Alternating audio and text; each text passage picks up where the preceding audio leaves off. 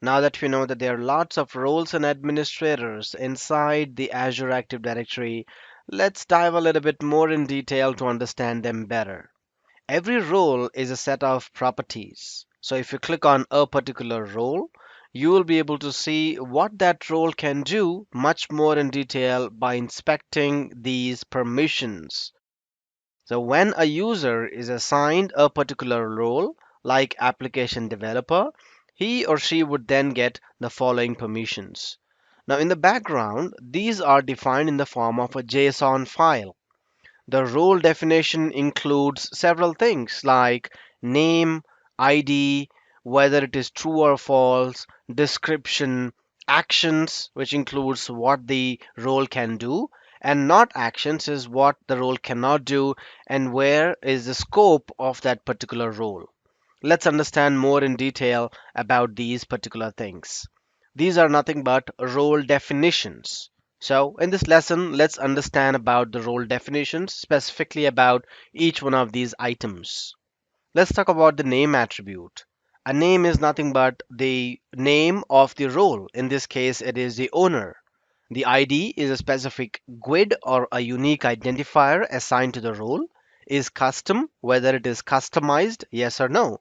Anything that comes inbuilt in Azure Active Directory is not customized, and that's why you see the owner attribute as false.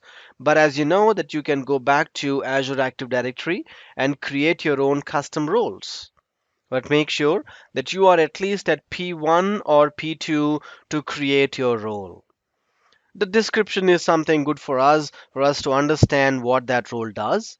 And then there is an action and not actions field. The actions and not action properties can be tailored to grant and deny the exact permissions you need. What kind of permissions do you want to grant to that particular role? So if you navigate to the developer and then look at these description objects, looks like application developer has the permission of create as owner. Now this is something that it can do.